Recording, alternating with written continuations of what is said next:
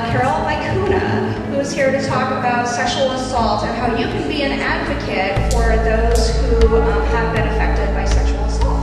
So without further ado, please help me welcome Carol.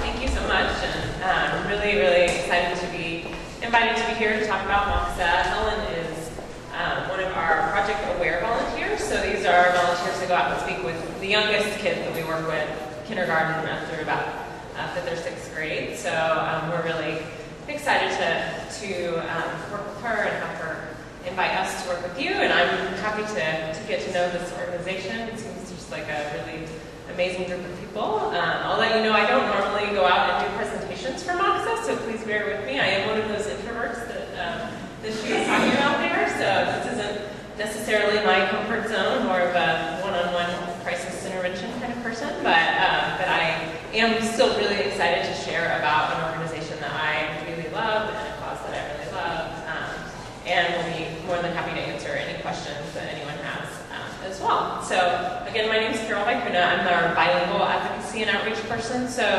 I work in addition to with really anyone that comes to us. I work with all of our Spanish-speaking clients, providing one-on-one advocacy as well as a support group with Spanish speakers, and then trying to do outreach to the Spanish-speaking community as well.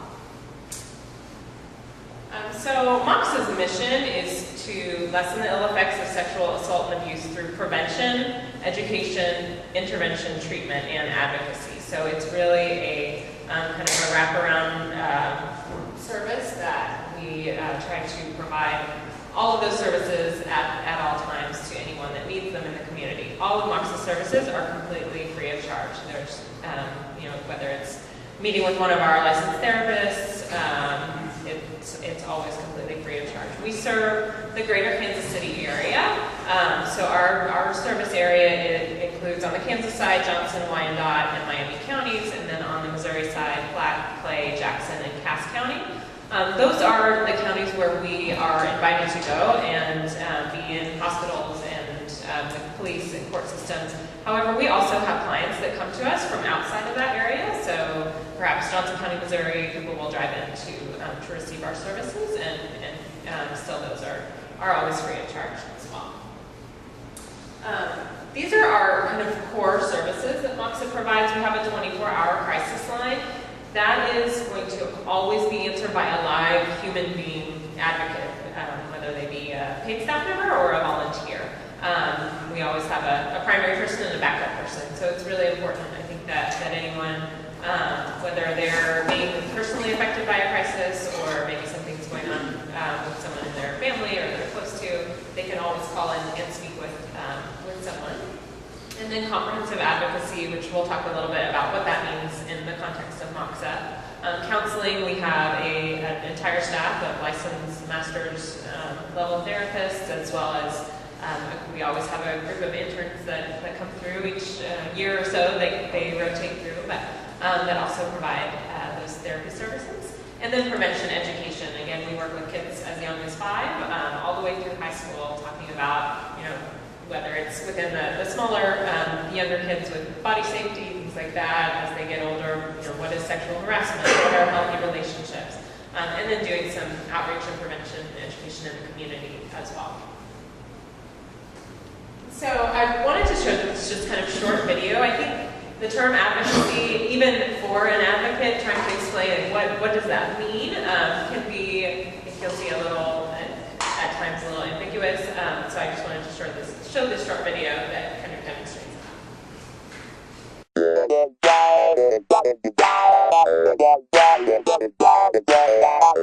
What is advocacy? What is advocacy? What is advocacy?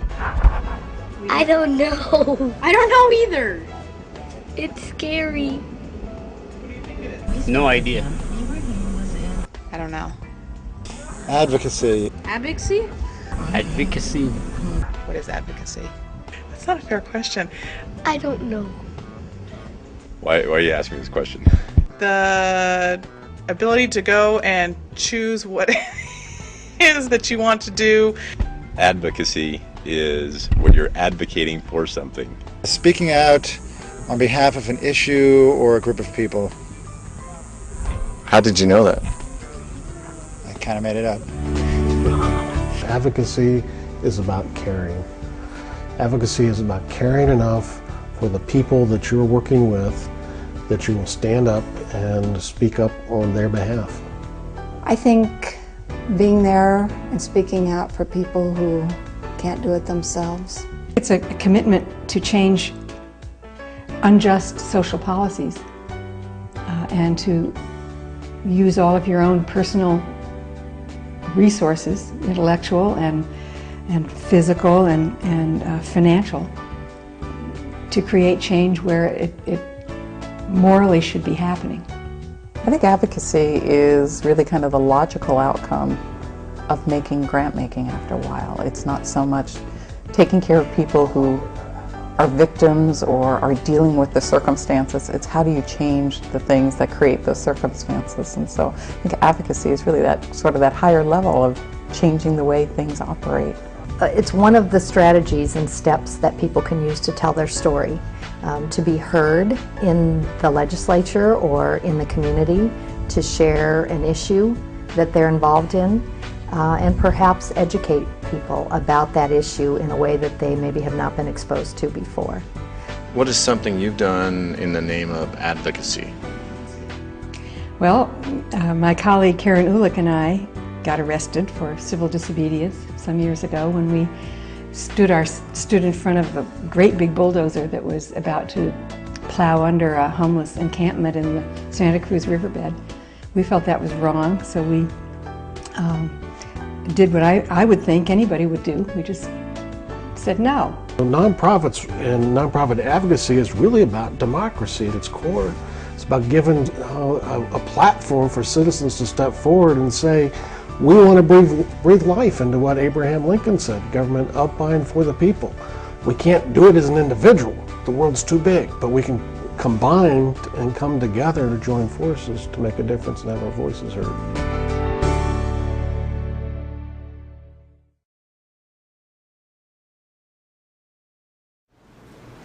So I think, while that applies, I think that video applies to any kind of advocacy.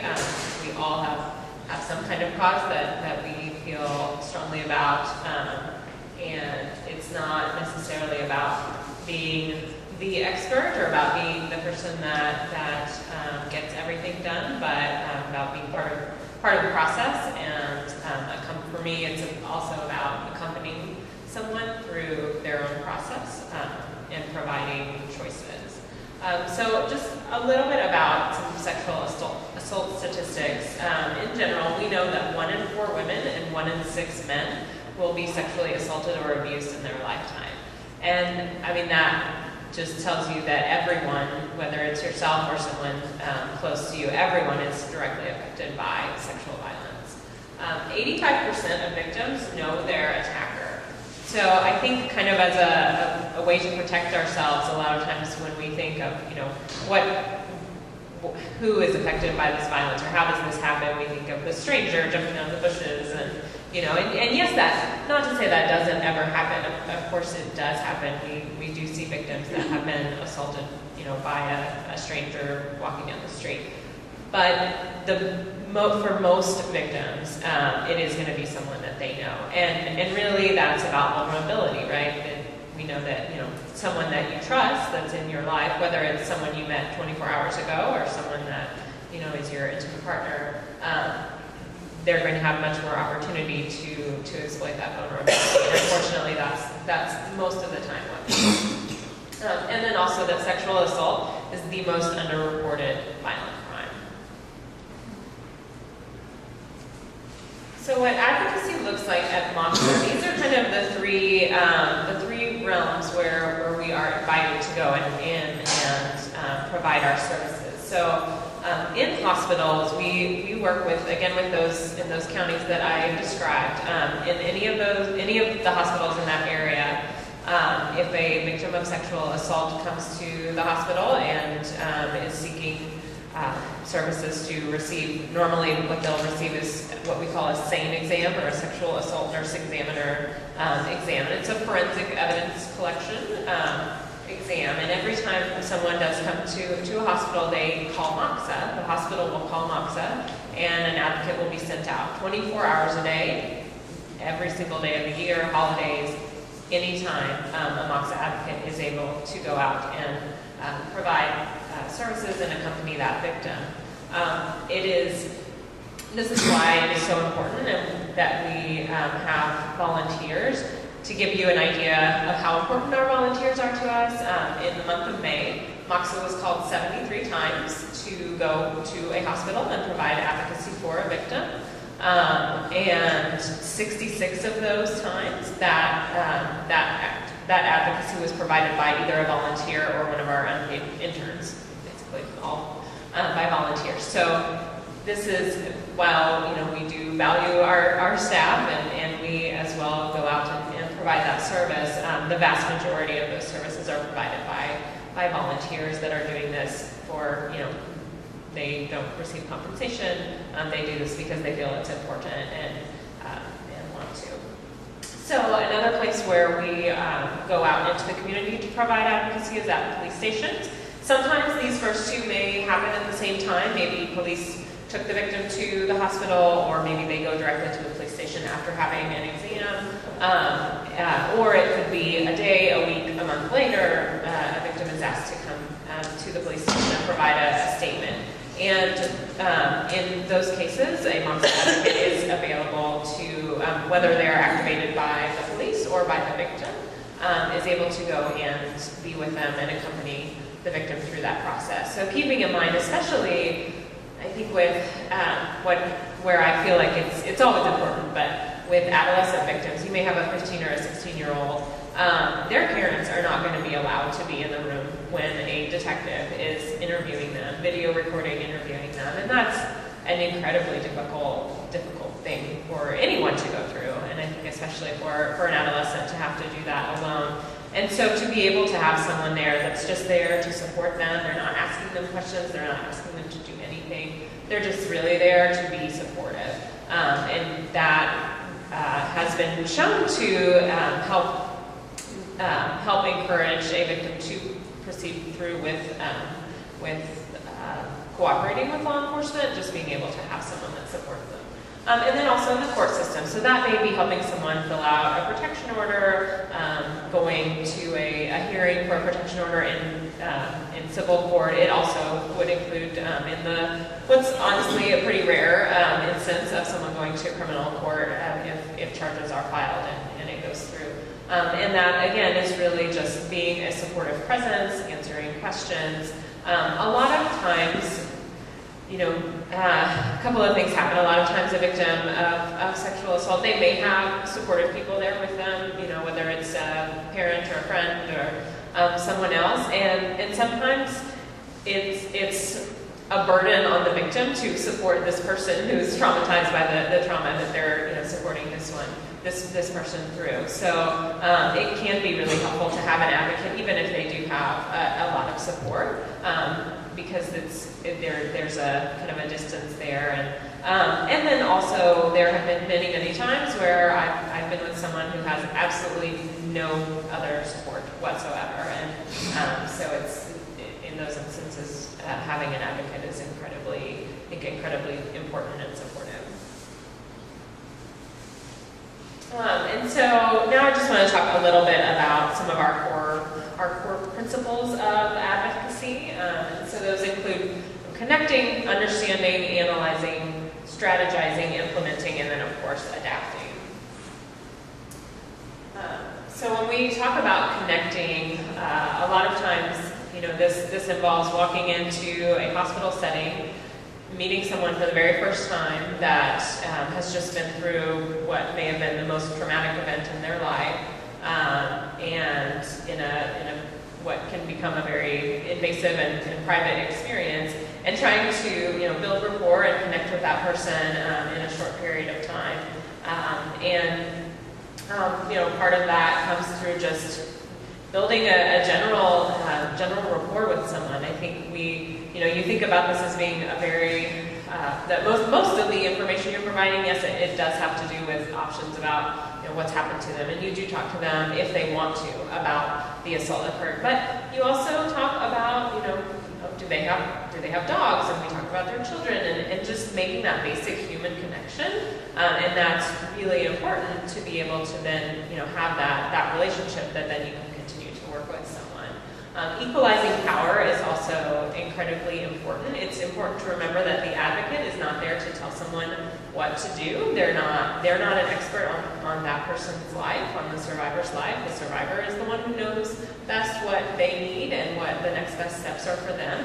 But it can be overwhelming to even, to kind of think about what can I do next, what should I do next? And so the advocate can provide options and provide information and talk with them about what is best for them going forward. And then also, ending isolation. Sexual violence can be, there's such a stigma of shame that's associated with sexual violence in a way that is not associated with other kinds of crimes. And so having someone that's, I'm going to be here with you throughout this, and that can really do a lot to help end isolation. Another thing we deal with a lot of times in trying to build that relationship there are going to be some barriers to that. In every case, there are going to be barriers. It might be as simple as a language barrier, and part of why they hire bilingual staff is to be able to help negotiate that. But I may very likely not be the person called out at 3 in the morning on a random Tuesday when we have a victim that speaks Spanish. But there are ways to really get around those barriers, and so we talk a lot about that in our training.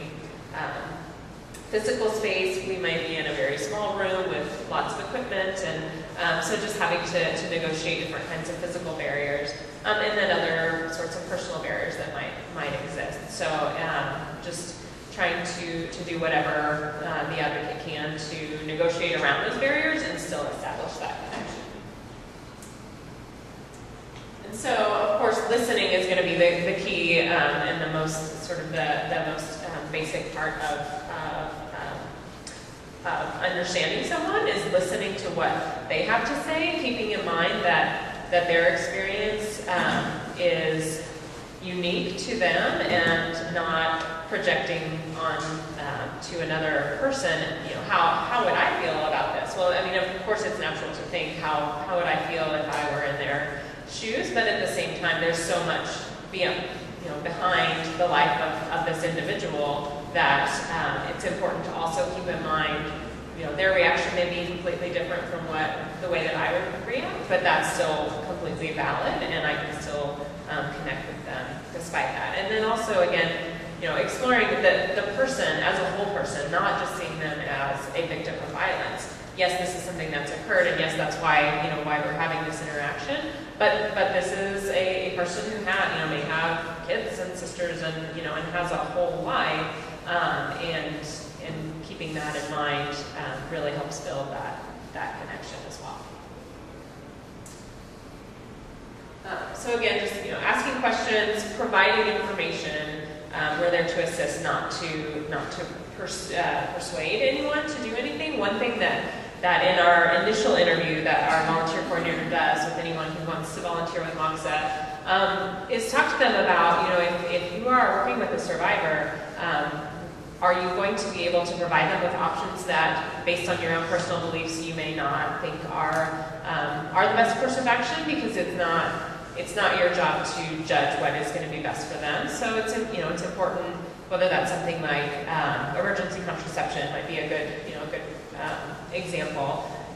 It's regardless of how the advocate may feel about that, they still have to be able to provide all options, and then let the survivor make the determination of what's best for them. And then again, just realizing that your truth as an advocate may be not the same truth as for the survivor, and then also helping to just reduce blame and guilt.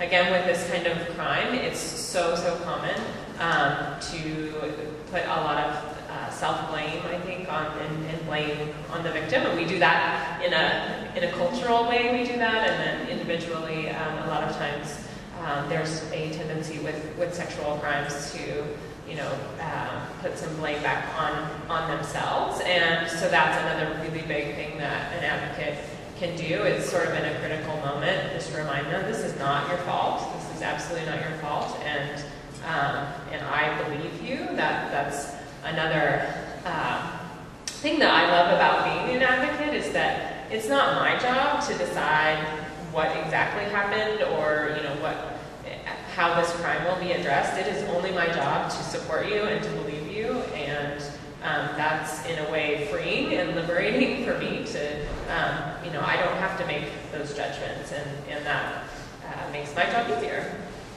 And so then just discussing, what does safety mean to the survivor, not what you think safety is for you. I mean, they may be in a domestic relationship that is, clearly not a healthy one, but leaving that relationship might be the least safe thing that this person could do at this given time. And so just keeping in mind that you have to kind of keep your judgments to yourself and really listen to the story that they're telling you and what is the best option for them. And then is justice the right thing for the survivor? So as someone working in the field of sexual assault, of course, we want anyone who is perpetrating a crime like this, we do feel that they should be held accountable. But sometimes seeking justice through the justice, the criminal system that we have, that might or might not be what is best and most helpful for the survivor that we're working with. So just keeping that in mind, and again, providing the options that, I can help you navigate the system in this way if that's what you would like. But if you choose not to do that, I'm not going to judge you for that. I'm going to let you make that decision. And so I think this just kind of demonstrates that we can create a plan, and it might seem like the best plan possible at the time. It's not necessarily going to always go that way. So being able to analyze what we're given at this time and sort of strategize what is the next best step at this point, and then also being flexible to know that our plan may change at any point. And then I think these core activities of implementing advocacy are kind of what I look to on a daily basis to base and kind of judge if I'm doing what I need to be doing. So conscientiously doing the advocacy work, both immediate and ongoing, that's necessary to carry out the course of action and meet a survivor's needs. So providing stability and consistency for someone who may have just been let down in the biggest way by the closest person to them, providing a presence that they can trust and know, if I call my advocate, they're going to call me back. If I call MOCSA and request someone to come and meet with me, it's going to happen. And so we take that very seriously. And then acting again in partnership with this person. It's not a power, it's not a situation where the advocate has any more power than the victim. It's just being there to support them.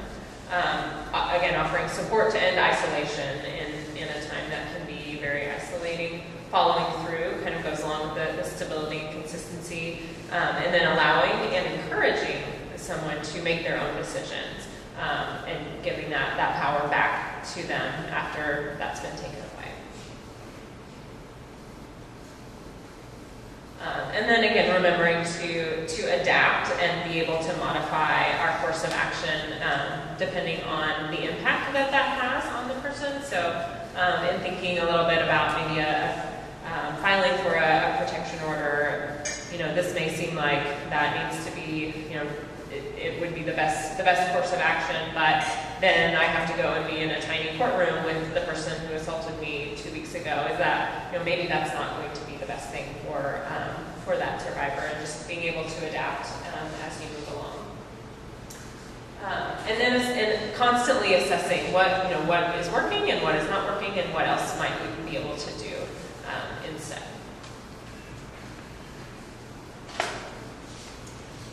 And so then what we've talked about most, up to this point, what I've talked about is mostly what we would call individual advocacy, so working directly with a survivor of sexual violence, which is a key to what we do. But another really incredibly important thing that MOCSA does, and that I think MOCSA does uniquely well, is what we call systems advocacy. So that is being out there and advocating with our community partners, such as hospital administration, such as law enforcement. There's absolutely no legal requirement that a MOCSA advocate be able to be present in any portion of this process, in the medical exam, certainly not with law enforcement. It's only based on our relationships that we build with those organizations that we are allowed to be present. And it's something that we have to continue to work on day after day, year after year. And then this again just kind of looks at the services that we provide and shows you that it's not a linear thing. So it's not that someone has to call the crisis line and then go to the hospital and then work with an advocate and then get therapy. There may be, at any given time, someone may be interacting with one or many or all of our services on different levels. We, oftentimes might work with someone in a hospital and they may tell us, 6 years ago you came to my school and did a presentation, and someone may come to us as a victim and 6 years later decide that, I never addressed that in a therapeutic way, I'd like to go and talk to a counselor. And they can come at that time. There's no time limit on the services that they can receive. And there's no right or wrong way to do that and to combine those services. They're available in whatever way that survivor needs them at that time. And so I just kind of wanted to leave you with a couple of my favorite quotes. I'm not sure how well you can see this, but so we must always take sides. Neutrality helps the oppressor, never the victim. Silence encourages the tormentor, never the tormented. Just reminding us to take a stand, whether it's sexual violence that is dear to your heart or something else, taking a stand is important. The other quote that I like here from Muhammad Yunus, things are never as complicated as they seem. It's only our arrogance that prompts us to find unnecessarily complicated answers to simple problems. This is not to say that the problem of sexual violence is a simple problem. That's not at all what I'm saying. But I think sometimes with things like that, it can be so overwhelming that it's hard to maybe take any step, to feel like you can do anything, and just remembering that there are simple things that you might be able to do that can really address a large issue, and little by little together we can address it.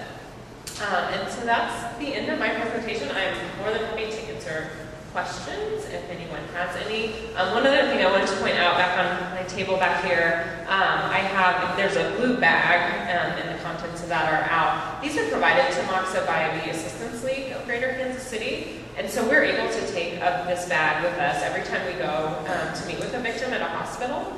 And it has, not only does it have a change of clothes and toiletries, there's also a wonderful book that we get the most compliments about, I think, of everything in there. So again, that's provided to them completely free of charge. Even if someone decides not to have an exam at all, we still provide that to them, and just see a great deal of comfort, I think, in receiving that gesture of kindness. And so we are grateful to the Assistance League for providing that for us as well. Thank you very much. Thank you for having us.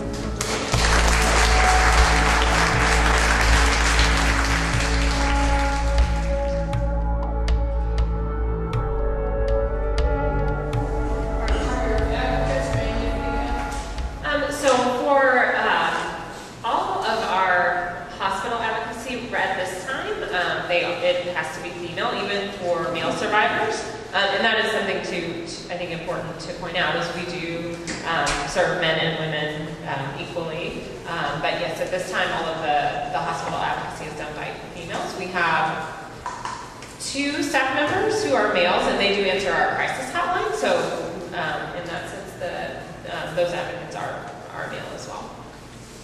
Can you expound on why they have to be female? And it's something that we've discussed, as if I think that it's pretty clear that at this time we would not send a male advocate to accompany a female in the hospital, since we have so few, we only get maybe probably about 2 male survivors that present in the hospital a month. It's kind of average. So to sort of coordinate when we would have, male volunteers or staff on call for that, it's really kind of logistically not feasible at this time. But it is something that we have looked at is, would it be appropriate for a male advocate to provide advocacy with a female survivor? It might be. I think those kinds of things are constantly changing too as well. But at this time, I think what research has shown is that even for male survivors, they would prefer a female advocate in most cases. Can you say more about your intern program? What people are attracted to it? What do they do? What do they do afterwards? So for the internship program, I know there's a master's level clinical internship program. So most of our students come from UMPC, Avila, they're in counseling psychology fields, and my understanding is that as a requirement of their master's program, they need to do an internship. And so they provide crisis line advocacy, hospital advocacy, and then they also do see clients supervised by a licensed therapist. And then for our bachelor's level internships, I think it's a little bit more kind of up to what a student's needs are and can be designed around what they're looking for. Misty Campbell is our volunteer coordinator, and she coordinates all of the bachelor's level internship programs, and so I'm happy to get anyone contact information for her if you're interested in So it's all learning. college connected? Mm-hmm. Yes. Other questions? Was MOCSA helping for medical expenses people who live in the So one thing that we do is help victims fill out crime victims compensation. That's provided by, it's a fund through the state departments of public safety.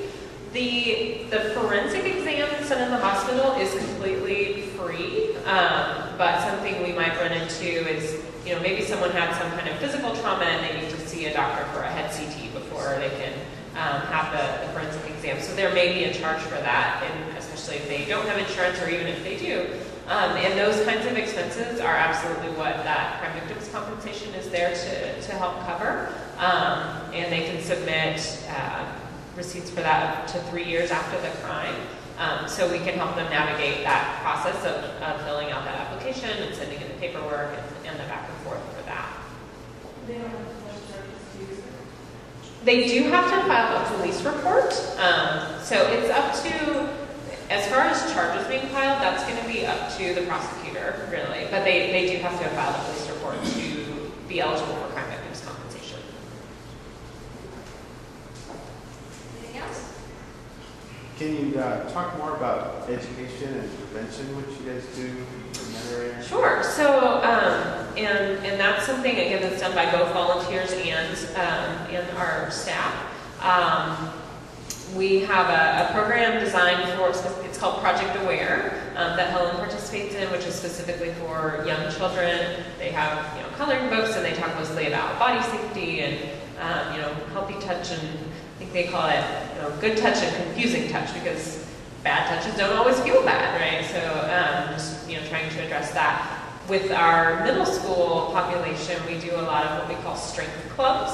So one of our educators will go and meet with the same group of kids over a series of weeks and really build, really be able to build trust and a relationship with those kids and build on the kinds of things they're talking about, such as sexual harassment and what healthy relationships really should look like. And then again, going in and talking in high school, we recently developed a consent presentation, which I think is incredibly important, and kind of the direction that a lot of that conversation is going is, what does consent look like?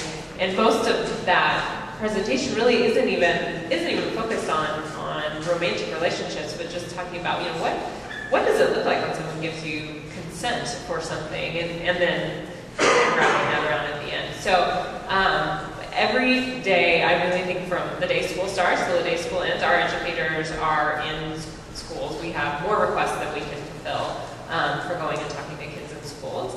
And again, that is done by volunteers as well, because we do have so many requests for that. And I have some volunteer brochures if anyone's interested in maybe doing that kind of education. We're happy to talk with you about how you can get involved. So you kind of talked about language barriers. Are there any kind of like cultural barriers that you also have to kind of go past with that as well? Sure. Yeah, absolutely. I think that there can be all kinds of cultural barriers, and I think part of our training, there's a 40-hour training that it's not all in class, some of that's sort of at-home study, but where we talk a lot about diversity and cultural competency is something that's really important to us. And so again, just keeping in mind that someone else's experience may be completely different from how you may experience a similar kind of trauma, and that just working within that framework.